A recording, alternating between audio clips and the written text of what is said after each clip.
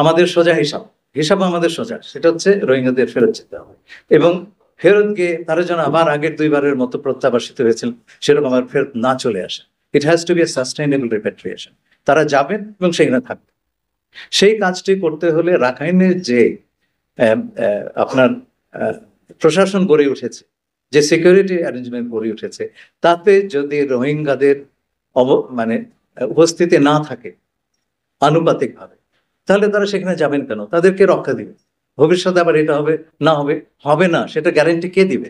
কেউ তো দিবে না। আজকে তারা ফেরত গেলেন, কালকে তাদের আবার একটা জাতিগত নিধন করে ফেরত পাঠালো। সেইভাবে হবে না রে ভাই। This has to be a sustainable repatriation. আমরা বারে বারে এই সমস্ত জিনিস ফাজলামি সহ্য করতে পারবো না। They have to go back, they have to stay there, এবং সেই ধরনের কন্ডিশন তৈরি করতে হবে। সেইটা যদি না করা হয় এবং সেই অবস্থাতে বাংলাদেশেরও কেউ যদি এদের ফেরত পাঠায়, সেটা হবে সাংঘাতিক রকম একটা ইরেসপন্সিবল কাজ। আসসালামু আলাইকুম ওরহমতুল্লাহি ওবরাকাতু।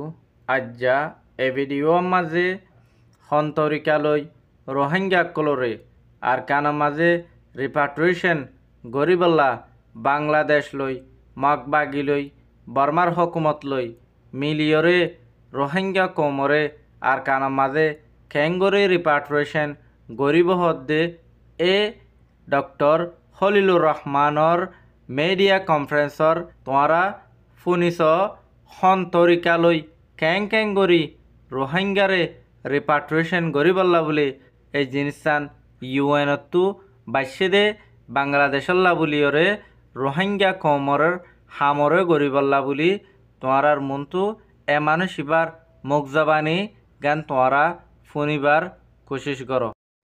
রোহিঙ্গাদের মায়ানমারে প্রত্যাবর্তন করা বিষয়ে আমরা আন্তর্জাতিক সম্প্রদায়ের সঙ্গে নিরলসভাবে কাজ করেছি, এবং আমি আনন্দিত যে এই ব্যাপারে আমরা এখন একটা আন্তর্জাতিক কনসেনসাসে পৌঁছেছি। আপনারা জানেন জাতিসংঘের মহাসচিব তিনি এসেছিলেন মার্চ মাসে, এবং তিনি দ্ব্যর্থহীনভাবে বলে গেছেন যে এই সমস্যার সমাধান কেবলমাত্র মিয়ানমারের রোহিঙ্গাদের প্রত্যাবাসন। তৃতীয় যে কাজটি আমাদের সামনে ছিল সেটা হচ্ছে প্রত্যাবাসনের প্রথম যে পদক্ষেপ, মানে কারা ফেরত যাবে সেই সম্পর্কে একটা মায়ানমার সরকারের থেকে সিদ্ধান্ত নিয়ে আসা। 2017 সালে বাংলাদেশের সঙ্গে মায়ানমার চুক্তি স্বাক্ষরিত হয়, এবং তারপরে আমরা 8 লক্ষ রোহিঙ্গাদের নাম কয়েক দফায় মায়ানমার সরকারের কাছে পাঠাই ভেরিফিকেশনের জন্য। গত 8 বছর ধরে এই ভেরিফিকেশনের ব্যাপারে কোনো অগ্রগতি আমরা দেখতে পাইনি। গত ফেব্রুয়ারিতে মায়ানমার জান্তা প্রধানের স্পেশাল এনভয় তার সঙ্গে আমার দ্বিপাক্ষিক বৈঠক হয়।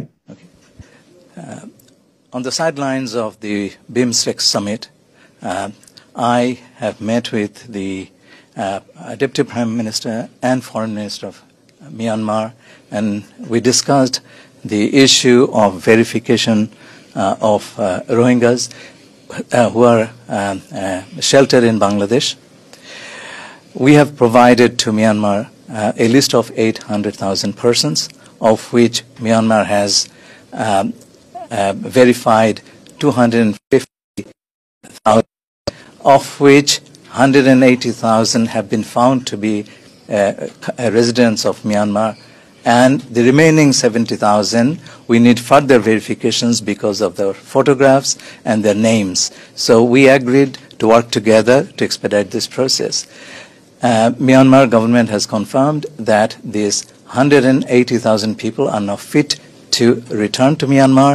For the remaining numbers of the original list that we prepared, we'll continue to and expedite the verification process. So, thank you very much. Thank you so much. This is a very good discussion with you today. As a neighbor, we cannot divide each other. That's why we are trying to find a way how we can work together. We like to meet again and again so to verify for our verification process when we can possible to bring back these people we'll arrange as soon as we can. Yeah. Thank you. Thank you very much. Thank you. Okay. See you. See you. So, I've এবং তাতে তারা প্রথমবারের মতো ইঙ্গিত করেন যে এই 8 লক্ষ রোহিঙ্গাদের মধ্যে 2.5 লক্ষের ভেরিফিকেশনের কাজ তারা সম্পন্ন করেছেন এবং এর মধ্যে 1,80,000 তারা প্রত্যাবাসনযোগ্য হিসেবে নির্ণীত করেছেন। আর বাকি 70,000-এর সমস্যা ছিল ছবি এবং কিছু তথ্য নিয়ে, সেগুলো তারা আমাদের সঙ্গে বসে নিরসন করবেন। এই সিদ্ধান্তটি বিমস্টেক বৈঠকে গত মাসে আমি এবং মিয়ানমারের উপপ্রধানমন্ত্রী এবং পররাষ্ট্রমন্ত্রী যৌথভাবে এটা আমরা অ্যানাউন্স করি। এর ফলে আমরা প্রত্যাবাসনযোগ্য রোহিঙ্গাদের প্রথম তালিকা লাভ করি। সুতরাং আমরা 3টা কাজ গত 7-8 মাসে সম্পন্ন করেছি, যেটা আগে 7 বছরে হয়নি। এগুলো ছিল প্রত্যাবাসনের জন্য অত্যন্ত জরুরি কাজ। এরপর হচ্ছে প্রত্যাবাসন প্রক্রিয়া, আপনি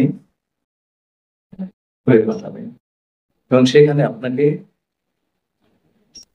যে বাস্তবতাটা আমরা মুখোমুখি হয়েছে সেটা বিচার করতে হবে। সেটা হচ্ছে মায়ানমার সরকারের দখলে প্রায় 90% রাখাইন আর নেই।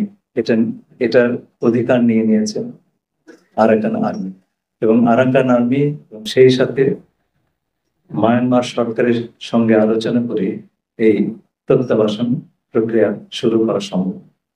সেই আলোচনা আমরা একই সমান্তরালে চালু করেছি, আলোচনা চলছে। আমাদেরকে আরাকান আর্মি সুস্পষ্টভাবে বলেছে যে রোহিঙ্গাদের ফেরত নেওয়াটা তাদের একটা প্রিন্সিপাল পজিশন। একই কথা আমাদেরকে মায়ানমার সরকারও উল্লেখ করেছেন। যে কথাটি আমাদেরকে আরাকান আর্মি বলেছে তা হলো পরিস্থিতি অনুকূল হলে তারা এই প্রত্যাবাসনের উদ্যোগ নেবেন। আপনারা জানেন আরাকানের যুদ্ধাবস্থা এখনো নিরসন হয়নি এবং এই বিষয়ে আমরা দুপক্ষের সঙ্গে কথা বলেছি এবং আমরা কিছু অগ্রগতি অর্জন করেছি। একই সঙ্গে আমরা দেখেছি মায়ানমারে, বিশেষ করে রাখাইন অঞ্চলে এক ব্যাপক খাদ্যাভাব, ওষুধের অভাব এবং ইউএনডিপি রিপোর্ট অনুযায়ী UNDP হতে ইউনাইটেড নেশন ডেভেলপমেন্ট প্রোগ্রাম এবার রিপোর্ট মোতাবেক আর কানম মাঝে হাইবার লইবার দাবাই ওষুধ অমিলই দিয়া নল্লা বলি বাংলাদেশের তরফতো মিলিয়রে ইউএনএ মদত করিবাল্লা সুযোগ তোয়ার বলি ইয়ান হদ দে। সেখানে এক ধরনের মানবিক সংকট, ভয়াবহ মানবিক সংকট দেখা দিয়েছে। আমাদের একটা আশঙ্কা হচ্ছে এই অবস্থাতে খাবার না পেয়ে, ওষুধ না পেয়ে লোকজন চলে আসতে পারে, বিশেষ করে রোহিঙ্গারা যারা সবচেয়ে ভালনারেবল অবস্থায় আছে।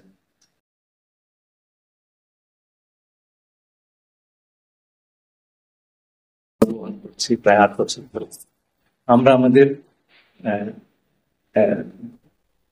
সীমার বাইরে চলে এসেছি।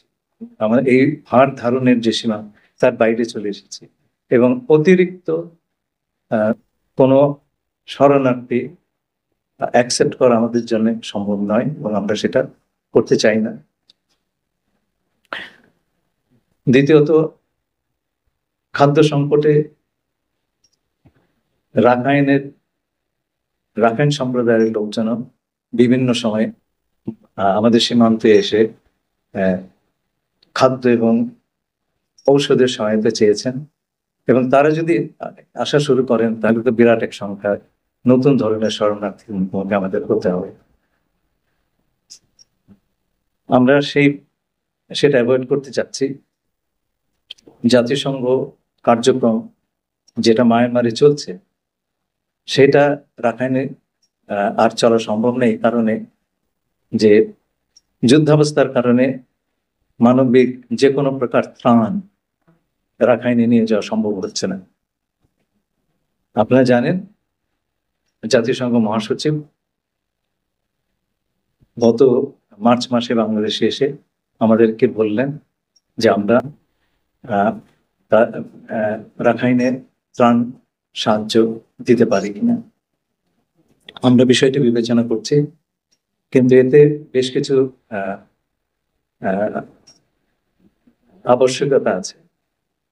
প্রথম কথা হচ্ছে যে যেগুলো জাতিসংঘের তরফ থেকে আরাকান আর্মিকে জানানো হয়েছে যে এই সাহায্য বা সহযোগিতা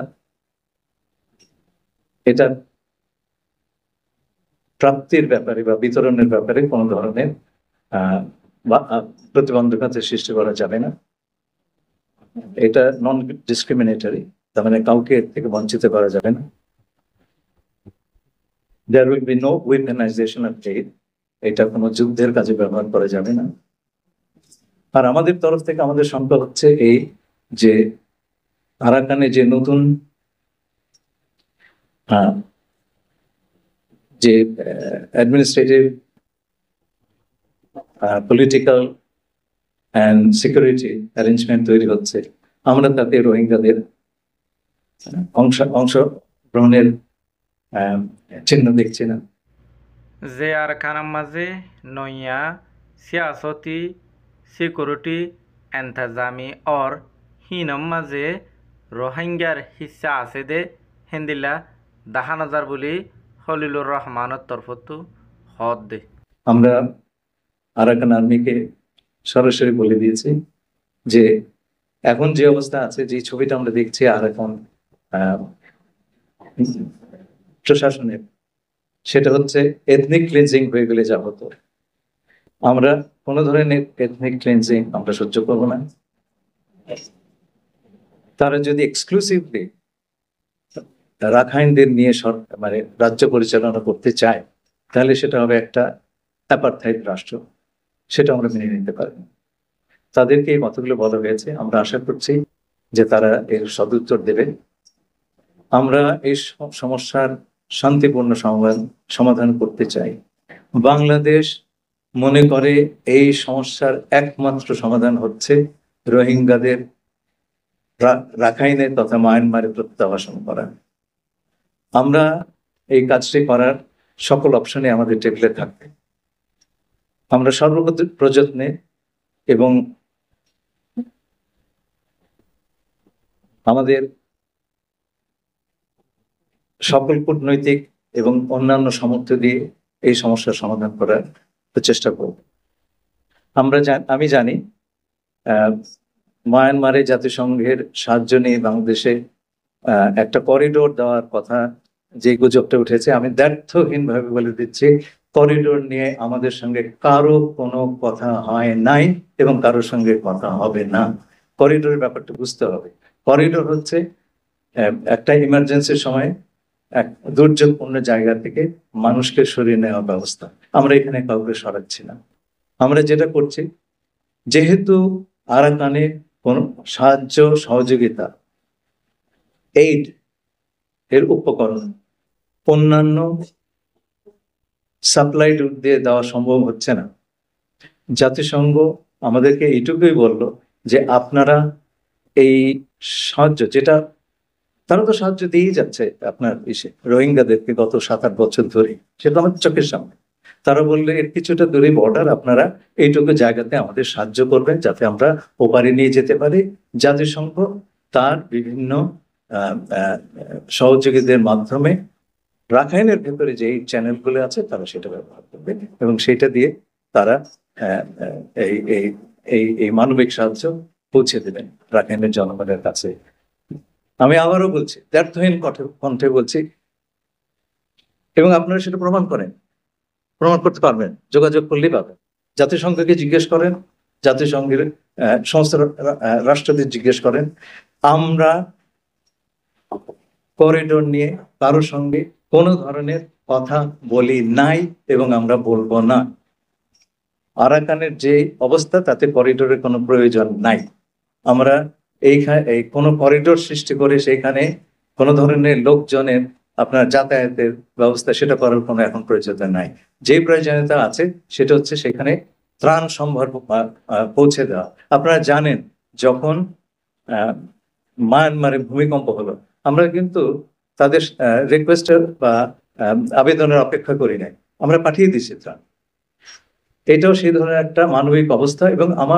এবং আমাদের ধারণা, এই কাজটি করতে পারলে সেখানকার পরিস্থিতি কিছুটা স্টেবল হবে এবং আমরা সেই অবস্থাতে রোহিঙ্গাদের প্রত্যাবাসন নিয়ে আলোচনা করতে পারবো। যদি আরাকানের অবস্থা যতদিন অস্থিতিশীল থাকবে, ততদিন আমরা প্রত্যাবাসনের কথা বলতেই পারবো। আর প্রত্যাবাসনের কথা যদি নাই বলতে পারি, তাহলে তো প্রত্যাবাসন কৌশল নিয়েও কোনো কথা বলতে পারবো না। সুতরাং প্রত্যাবাসন কৌশলের যে প্রিরিকুইজিট, পূর্ব শর্ত, আমরা সেখানে আসি নাই। অনেকে বলেছেন করিডোরে নিয়ে আপনারা কথা বলছেন, কারোর সঙ্গে আলাপ করেন নাই। ভাই, অস্তিত্ববিহীন জিনিস নিয়ে আমরা কি করে আলাপ করবো? যার অস্তিত্ব নেই তার সঙ্গে সে বিষয়ে আলাপ। ইয়ানতো যেদুন শূন্য ই নয়ে দে সিবাৰ মুখে হয়ে দে হতা শনিকাৰ ফুচাৰ গৰা চাৰা হয়ে দে হতা ইয়া জিন চাৰ মৃত্যু শুনি বা মেডিয়াক কলে সৱাল গৈ যাতে সৱালৰ জবাবক কল দিয়ে দে হতাক কল তোমরা শুনি পাৰিবা।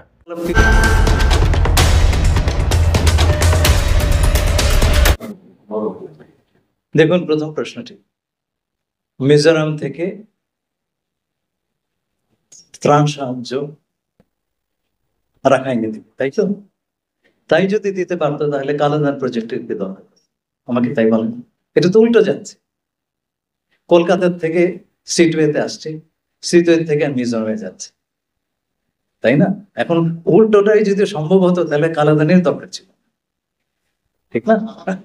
আচ্ছা, সেই আলাপে আমি তো জানি না জাতিসংঘ কোন দেশের সঙ্গে কার আলাপ হচ্ছে, আমাকে বলবো এখানে, তাই না? কিন্তু আমরা বুঝতে পারছি যে অন্য কোনো চ্যালেঞ্জ নাই। এখন আমরা দেবো কি দেবো না, এটা আমার সার্বভৌম সিদ্ধান্ত। আচ্ছা, 2 নম্বর, সাউথ সুদান। এটা নিয়ে আপনি একটা জিনিস মনে রাখবেন, জাতিসংঘ এই ধরনের বিষয় নিরাপত্তা পরিষদের সম্পূর্ণ সম্মতি না নিয়ে এই কাজটা করতে পারে না। বিশেষ করে 5টি ভেটো মেম্বারের সমর্থন ছাড়া জাতিসংঘ এই ধরনের কাজ করতে পারে না।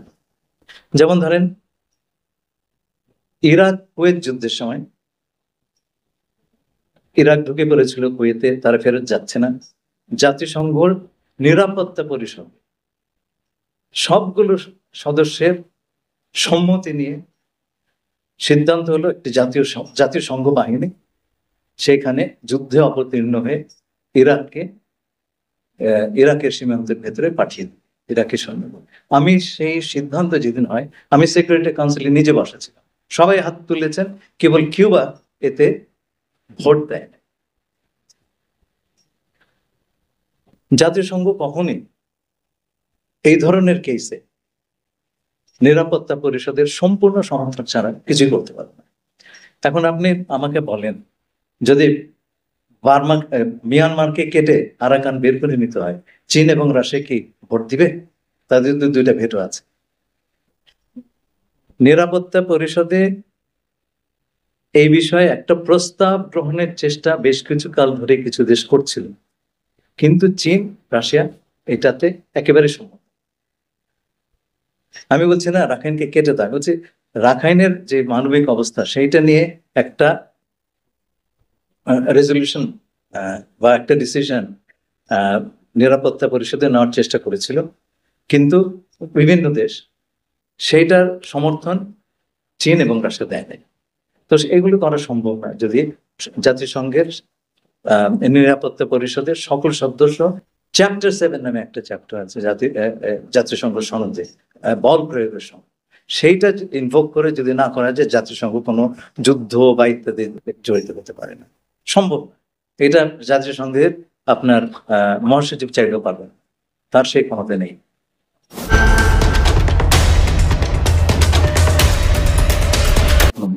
দুই নম্বর, তাড়াহুড়োর কোনো কথা নাই, আমাদের সোজা হিসাব আমাদের সোজা, সেটা হচ্ছে রোহিঙ্গাদের ফেরত যেতে হবে এবং ফেরত গিয়ে তারা যেন আবার আগের দুইবারের মতো প্রত্যাবাসিত হয়েছিল সেরকম আবার ফেরত না চলে আসে।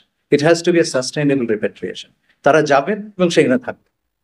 সেই কাজটি করতে হলে রাখাইনের যে আপনার প্রশাসন গড়ে উঠেছে, যে সিকিউরিটি অ্যারেঞ্জমেন্ট গড়ে উঠেছে, তাতে যদি রোহিঙ্গাদের মানে উপস্থিতি না থাকে আনুপাতিকভাবে, তাহলে তারা সেখানে যাবেন কেন? তাদেরকে রক্ষা দিবে। ভবিষ্যতে আবার এটা হবে না, সেটা গ্যারান্টি কে দিবে? কেউ তো দিবে না। আজকে তারা ফেরত গেলেন, কালকে তাদের আবার একটা জাতিগত নিধন করে ফেরত পাঠালো, সেইভাবে হবে না রে ভাই। This has to be a sustainable repatriation. আমরা বারে বারে এই সমস্ত জিনিস ফাজলামি সহ্য করতে পারবো না। They have to go back, they have to stay there, এবং সেই ধরনের কন্ডিশন তৈরি করতে হবে। সেইটা যদি না করা হয় এবং সেই অবস্থাতে বাংলাদেশেরও কেউ যদি এদের ফেরত পাঠায়, সেটা হবে সাংঘাতিক রকম একটা ইররেসপন্সিবল কাজ। না, দেখুন, আপনি করিডোর করতে চাইলে লাগবে। আর আপনি যদি মনে করেন যে না, মিয়ানমার আরাকান আর্মি তারা বললো যে ঠিক আছে ভাই, আমরা বিপদে পড়েছি, আমাদের দুটো সাহায্য দাও, তোমাদের বাংলাদেশ আপনাদের ছাড়ার কোনো রুট নাই, আপনারা সেখানে কেবল বর্ডারটা পার করে দেবেন, আমরা সবাই অ্যাগ্রিমেন্টে আছি, তখন সেটা আমরা বিবেচনা করবো। কিন্তু সেটা বললেই তো হবে না রে ভাই। আরাকান আর্মিকে তো তার ঘরটা গোছাতে হবে। সে যদি এথনিক ক্লিনজিং এর মধ্যে বসে থাকে, অ্যাপার্থাইড রাষ্ট্র কায়েম করতে চায়, আমরা কেন সাহায্য দিতে পারি ভাই? প্রশ্নই ওঠে না।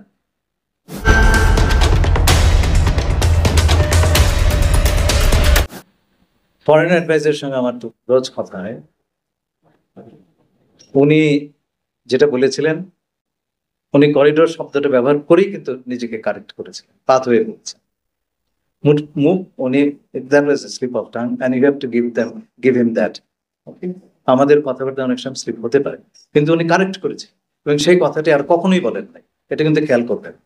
হ্যাঁ, 2 নম্বর কথা হচ্ছে যে নীতিগত সিদ্ধান্ত হচ্ছে আমরা বিবেচনা করব, এর বাইরে না। আমাদের সবকিছুই দেখতে হবে। আমাদের ভূখণ্ড ছাড়া অন্যভাবে যদি দেওয়া যায় তাহলে সেভাবে যাবে। মিয়ানমারে পর্যন্ত যুদ্ধের কারণে কোনো জায়গা খুলতে চায়নি, এটা তাদের জন্য একটা ট্যাকটিক্যাল বা স্ট্র্যাটেজিক সমস্যা হতে পারে। এখন তারা যদি খুলতে না চায়, আমরা তো জোর করে খোলাতে পারবো না, তাই না? আমার তো স্বার্থ আছে। যদি দলে দলে লোক না খেয়ে আমার ঘরে ঢুকে যায় তো মুশকিলের কথা রে ভাই। তবুও আমরা বলছি যে এইটা হবে আমাদের টার্মসে, আমাদের জাতীয় স্বার্থ রক্ষা করে।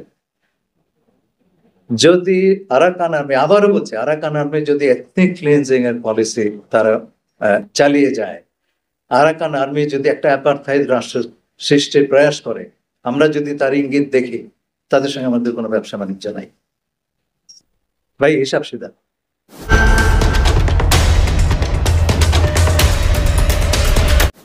শুনুন, আপনাদেরকে সবিনয় একটা কথা বলতে চাই, সবকিছু কিন্তু পাবলিক ডিপ্লোমেসির ব্যাপার নয়। কোন রাষ্ট্রই সবকিছু ডিসক্লোজ করবে না। আপনারা যদি দেখেন সাহায্য সেখানে যাচ্ছে, তাহলে ধরে নেবেন দুই পক্ষের সম্মতি আছে, আপনারা ধরে নেবেন। তাছাড়া আমরাও দিব না, তারাও নিবে না, জাতিসংঘের মধ্যে যাবে না।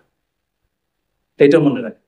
জাতীয় সংঘ হচ্ছে 190টারও বেশি দেশের সংগঠন, তারা এই সমস্ত অ্যাডভেঞ্চারে যায় না, আপনি কোথাও দেখাতে পারবেন না। এক। আর দ্বিতীয় আপনার প্রশ্নটি কি ছিল? কন্ট্রোল। আচ্ছা, এই পুরো কন্ট্রোল জাতিসংঘে, তারা পুরোটার দায়িত্ব নিচ্ছে, এমনকি ওপারে গিয়ে যে সেফটি সিকিউরিটি, এটা তাদের দায়িত্ব। আমাদের কাজটা হচ্ছে এই বর্ডারটা হচ্ছে একটা পোরাস বর্ডার, সেখানে নানান রকম জিনিস হয়, আমরা চেষ্টা করব বর্ডার কন্ট্রোলটা করতে, যাতে করে তারা জিনিসটা ওপারে নিয়ে যেতে পারে নিরাপদে। এবং আমাদের দেখতে হবে এই প্রক্রিয়াতে কোনো মাদক যাওয়া আসা করছে কিনা, অস্ত্রশস্ত্র যাওয়া আসা করছে না, সেই সিকিউরিটির জিনিসগুলো আমাদের দেখতেই হবে, তাই না? আমরা তো কাউকে ফ্রি পাস দিতে পারি না। ইয়ান তো হদে বাংলাদেশের হকুমতে জিবা ইউয়ান লই মিলিয়রে হেন্দিল্লা আর কানম মাঝে হাইনভার দে লইনভার দে দাবাইশত নফাত দে মগে হিতারারে ইউএনএ ফাইসলা গজি দে উকুয়া রাস্তা মাগে দে বাংলাদেশের তরফত তু তাকে হিতারারে হেন্দিলা হিউম্যানিটেরিয়ান এড অকল দিফারি পাল্লা বলি বাংলাদেশের তো রাস্তা মাগের জিয়ানাম মাঝে বাংলাদেশে ফাইসলা গজি দে হিতারা যদি রোহিঙ্গার যদি এথনিক ক্লিনজিং করে দিয়ে হিন্দিল্লা হালত যদি অর্ধে হইলে ইতারা খন হালতর মাঝে মগবাগি লই হিতারা খন হাম খরচ তাতালক নগরী বোধে আনরে হিবাইয়ে খদ দে এডে যে হালত যে হকুমত বনের হেডে হিতারা ফুরাফুরি রোহিঙ্গার অংশদাররে সার দে আনরিও হিবাইয়ে জাহের করছে কোনো সম্ভাবনা নেই। আমরা শুনেন, দুই পক্ষ যদি রাজি হয়, এটা আপনার একটা ভেবেই দেখেন না, একটু যুক্তি দিয়ে দেখেন। দুই পক্ষ যদি রাজি হয় যে ভাই আমি বিপদে আছি, আমাকে একটু সাহায্য করো, তো ওরা সম্মতি নিয়েই তো যাচ্ছি, তাহলে কনফ্লিক্টটা কি করে যায়? আর কনফ্লিক্ট না থামলে তো আমরা যাবই না। আমরা দুই পক্ষেই বলেছি যে যদি আরাকান আর্মি তার সশস্ত্র কর্মকাণ্ড ওই সময়টুকুতে বন্ধ না করে এবং মিয়ানমার বিমান বাহিনী যদি এয়ার স্ট্রাইক বন্ধ না করে, কোনো এইড আমাদের এখান থেকে যাবে না। এটা পরিষ্কার করে বলে দেওয়া হয়েছে এবং এইটা আমি বারে বারে কিন্তু বলেছি। হতাগুণ বেশি হুঁশিয়ার সাথে রোহিঙ্গা বা ইয়ানফনি বাল্লা কোশিশ করিও বর্মার মিলিটারি হকুমতে আর কানম মাঝে হিন্দিল্লা পেলিন লইরে হামলা নগরী বোধে ইয়ানর বিশ্বাস পাইলে তৈলে বাংলাদেশের তরফতু মগবাগিল্লা আর মগল্লা হেডে আছে দে মাইনসল্লা হাইবার লইবার রসতকল দিফাড়াই বল্লা ফাইসলা লইব দে হতে যেতে বর্মার মিলিটারিয়ে হেন্দিলা পেলিন লই হামলা নগরিব দে ইয়ানর যদি বিশ্বাস পাইলে তৈলে হিতারা গরিব দে হিতারা খানা লনা বাই ওষুধ যাইতো দিব দে হিন্দিল্লা হদ দে জিয়ানাম্মা যে বর্মার মিলিটারিয়ে মগরে আর কানরে হদ দিনল্লা উদার দিয়ে দে ইয়ানর প্রুফ তোমারা দুনিয়াদারির পলিটিক্যাল সিয়াসত যদি দেখিলে তোমারা ইয়ান জিনিস ইয়ান ফুরাফুরি লত পাইবা। আপনারা চেপেছেন অনেকে।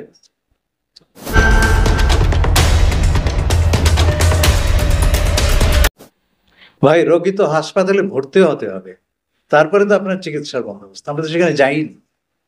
দুপক্ষ যদি, সকল পক্ষ যদি রাজি হয়, তাহলে যেটা আমাদের জন্য আবারও বলছে, কোনো কিছুই কিন্তু রাজি টাজি হয় নাই, এখনো সেই পর্যায়ে যাই নাই জিনিসটা।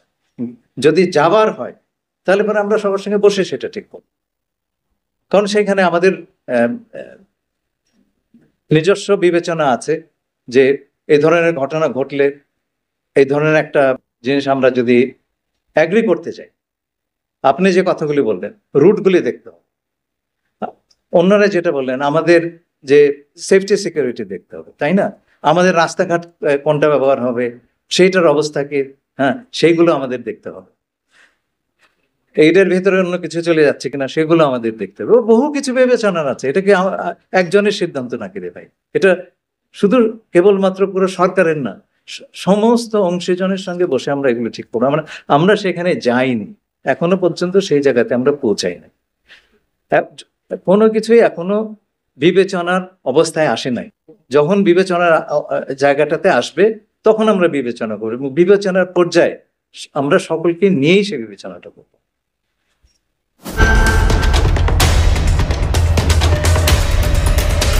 তেইশ থেকে 2024 সালের মাঝে আপনার জুলাই, আগস্ট, সেপ্টেম্বর এই সময়টাতে। তারপরে কিছু কিছু লোক এসছেন খাদ্যাভাবের জন্য।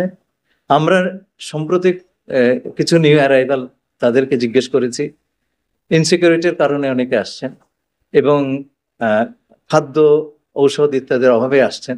এটা একটা মিক্সড পিকচার, কিন্তু আগের যে ওই সময়টাতে যে বিশাল ফ্লো, সে ধরনের কিছু এখন হচ্ছে না। যাও হচ্ছে সেটাও আমাদের জন্য অ্যাকসেপ্টেবল না। সেই কথাটি আমরা পরিষ্কার আরাকান আর্মির কাছে বলেছি। আমরা একটা সীমার কাছে এসে গেছি এবং তারা যে প্রতিশ্রুতি আমাদেরকে দিয়েছে যে আর রোহিঙ্গা যাতে আর বাংলাদেশে না আসে তার চেষ্টা তারা করবেন, আমরা সেটা প্রমাণ দেখতে চাই। এবং আর মনে রাখবেন, আমাদের এই আলোচনাগুলো আমরা প্রধানত জাতিসংঘকে মাঝে রেখে করি। আমরা একটা এস্টাবলিশড স্টেট, বিভিন্ন আন্তর্জাতিক চুক্তি ইত্যাদির মাধ্যমে আমরা আমাদের অ্যাকাউন্টেবিলিটির একটা ব্যাপার আছে সারা দুনিয়ার কাছে। একটা নন স্টেট অ্যাক্টরে সেটা নাই। সেই কারণেই আমরা জাতিসংঘকে মাঝে মাঝে রেখে এই আলোচনাগুলো করছি। আমরা তাদের বিশ্বাসযোগ্যতা পরীক্ষা সবসময় পর্যবেক্ষণে রাখবো। একটা যখন আপনি যে কোনো একটা আলাপে যান, আমি কোনো কারো সম্পর্কে ঢালাও মন্তব্য করতে চাই না। যতক্ষণ না পর্যন্ত বিশ্বাসভঙ্গের কারণ দেখছি ততক্ষণ পর্যন্ত আমরা কাউকে বিশ্বাসভঙ্গকারী বলবো না। এইভাবে নেগোসিয়েশন হয় না। আমরা তো বলছি উই ওয়ান্ট টু, আমরা রোহিঙ্গাদের রিপ্রেজেন্টেশন দেখতে চাচ্ছি। এথনিক ক্লিনজিং কিংবা অ্যাপার্থাইড শাসন এগুলো আমরা মানি চাই না। অ্যাপার্থাইড গত শতাব্দীতে আমরা সভ্যতার পেছনে ফেলে এসেছি। আমরা দেখবো আগামীতে তারা এটা করছেন কিনা, তাদের একটু সময় দিয়ে দেখছি। আপনি তো সময় দেবেন তাই, কিন্তু সেটা যদি না করে তখন আমরা এটা একটা বিশ্বাসভঙ্গ বা আমরা ধরে নেব এই প্রতিশ্রুতি আসলে ফাঁকা। কিন্তু তার আগে ইউ ডোন্ট ওয়ান্ট টু জাজ দেম, তাই না? Thank you.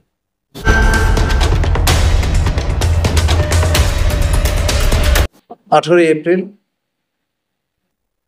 রোহিঙ্গা ক্যাম্প, এর পরের সপ্তাহে কাতারে আপনার রোহিঙ্গা রাউন্ড টেবল, সেখানে আমি রোহিঙ্গাদের মনোভাবটা জানতে গেছিলাম। ফেরার পথে রামু ক্যান্টনমেন্ট পরে সেখানকার কমান্ডার জেনারেল মিনহাজ আমাকে বললেন যে আপনি যদি আমার পাশ দিয়ে যাচ্ছেন এক বেলা চা খেয়ে যাবেন। আমি গেলাম, কারণ 1 লক্ষ এই যে রোহিঙ্গা নিয়ে যে ইফতার হলো, আমার এই কাজটাতে উনি খুব সাহায্য করেছেন। আমি ওনার সঙ্গে চা খেয়ে আধা ঘন্টা ছিলাম, বেরিয়ে গেছি। প্লেনে চড়ে বাড়িতে বসতে বসতে সেই পোর্টালে বেরিয়ে গেল যে আমি নাকি তার সঙ্গে দেখা করতে গেছি এই প্রক্সি যুদ্ধের বন্দোবস্ত করার জন্য। ভাই কি অবস্থায় আছে আপনারা বোঝেন? কতগুলো চোখ আমাদেরকে প্রতিনিয়ত তাড়া করে, এই অবস্থাতে আমাদের কাজ করতে হয়।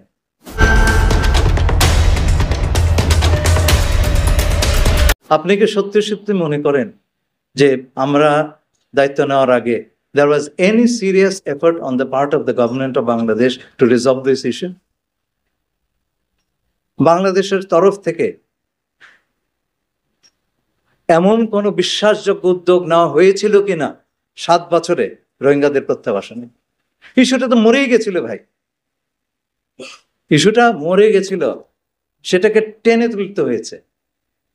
এমনিতেই ইউনাইটেড নেশনস আপনার একটা কনফারেন্স দিয়ে দিবে, কতটুকু শ্রম ব্যয় করতে হয় বোঝার চেষ্টা করেন। তারপরে কনসেনসাস যে ফেরত যাওয়াটাই হচ্ছে একমাত্র সমস্যা, গ্লোবাল কনসেনসাস আকাশ থেকে পড়েনি ভাই। এই যে 1,80,000 গত 7 বছর আনতে পেরেছে নাম্বারটা তো দিয়েছে সেই 6 বছর আগে, আর 8 লক্ষের হিসাব আনতে পেরেছে। সুতরাং বিশ্বাস অবিশ্বাসের কথা ওইভাবে বলবেন না। আমাদের তরফ থেকেই তো উদ্যোগ ছিল না কেন সেটা আমি আর বিস্তারিত বলবো না, আপনারা ভেবে নেবেন। সব প্রশ্নের উত্তর আমার কাছে নাই। আচ্ছা, 2 নম্বর কথা, ফেব্রুয়ারিতে আমার সঙ্গে বৈঠক হয়েছে মিয়ানমারের। তারা বলেছে 1,80,000 তারা এটা পাবলিক করবে। আমার সঙ্গে করলো 2 মাস পরে করলো, তো সেটা কথাটা তো রাখলো। তারপরে আমি অবিশ্বাস করে বসবো? বিশ্বাসযোগ্যতাটা প্রমাণ করতে হয় কাজের মাধ্যমে, এর জন্য সময় লাগে। চট করে আপনি বলতে পারেন না যে আমি ওকে আমি বিশ্বাস করি। এইভাবে ডিপ্লোমেসি হয় না রে ভাই। It's a very these things will have to be very carefully handled.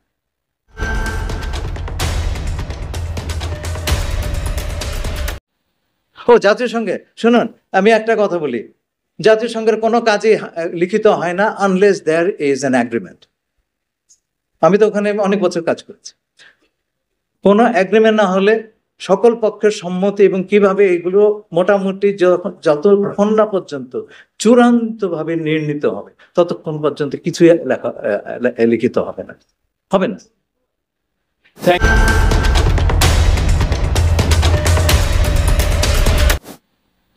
দেখুন,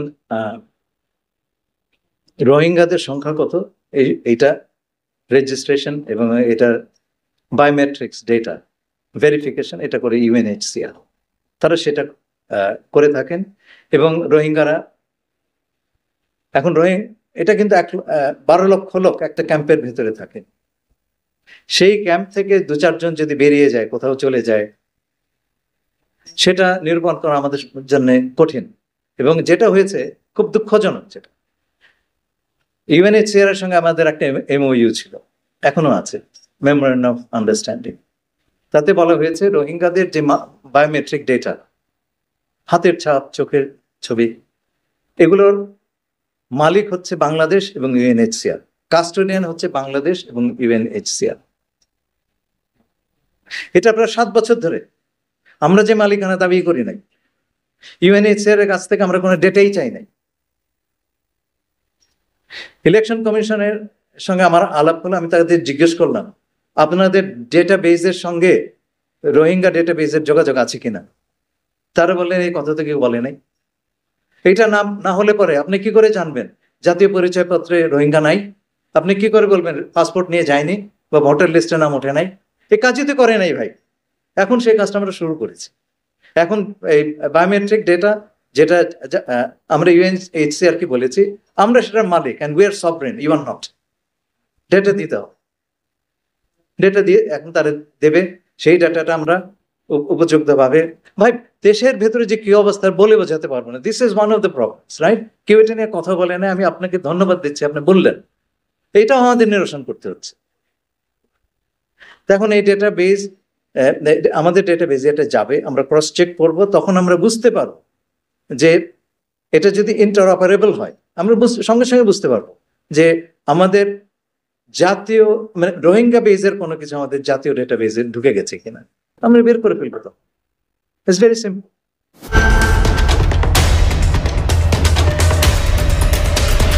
প্রথম কথা হচ্ছে, ত্রাণের 1টি পয়সাও বাংলাদেশের ভাগ থেকে যাবে না।